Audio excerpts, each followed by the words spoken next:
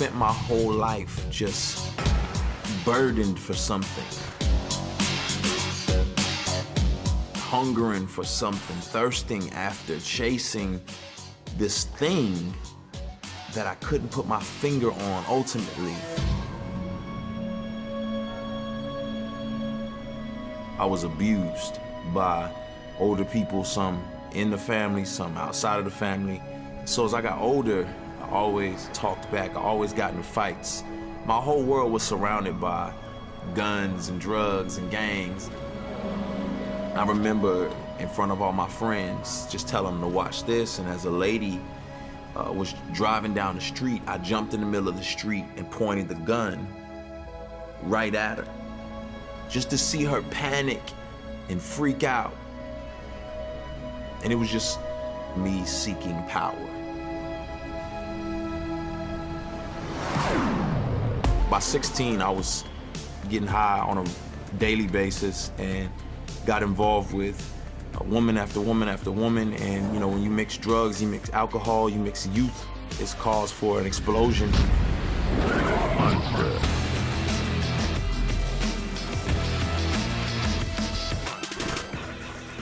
My mother was really concerned about me. I remember she just grabbed the Bible and said, I don't know what to do, but you just need to read this Bible. You know, I remember taking the pages of the Bible and just ripping them out and throwing them on the ground and saying, I don't care about your God, I don't care about this. This doesn't mean anything to me.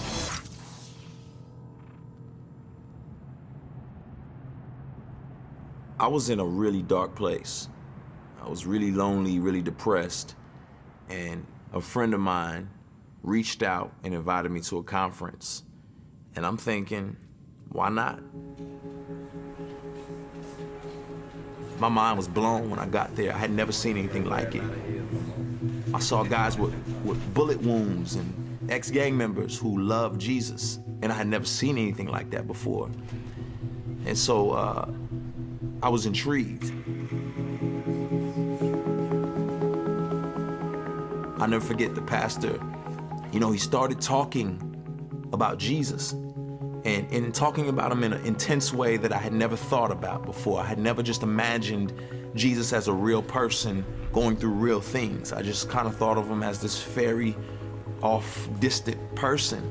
But he brought it home to me, and he started talking about Jesus being beaten and being whipped for a crime he didn't commit, and the skin being ripped off his back, and him having to, in the midst of his pain, carry this cross up this mountain of a skull and being pinned to this cross. It was so vivid and visual to me. It was like I could see this happening to Jesus. And I remember him saying, like, how dare you tough guys call my Jesus a punk? You know, like, look at what he went through. And then the preacher said, do you not know you've been bought with a price? And it just came to a head. It was like, wow.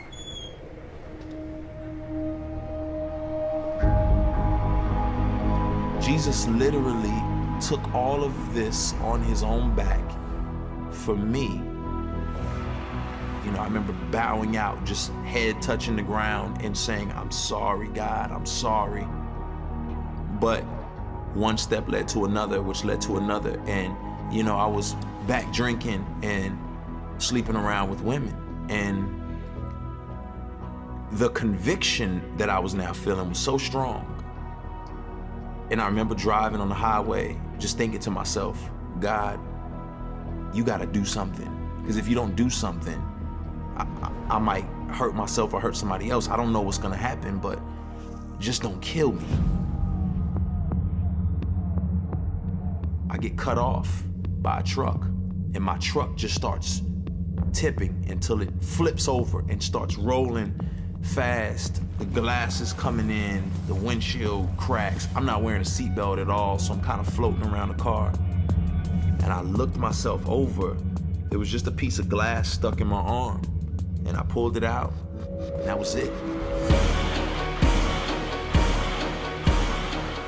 I said, Lord, I need to get with you. I need you to change me. I need you to really make this real, and I need to stop running from you. I was genuinely trying to know him more and read my Bible and grow. And I really began to be a passionate Christ follower. But you set me free. I gave you no reason to give me new seasons, to give me new life, new breathing. But you hung there bleeding. You died for my lies and my cheating, my lust and my greed.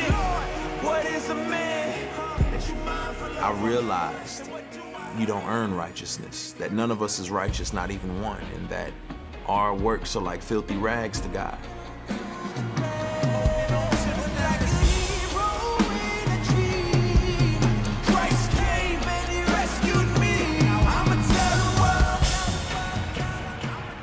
Jesus lived the life I could not live and died the death I should have died. You know, that gets me every time, just to think, man, I gain everything by putting my trust in him.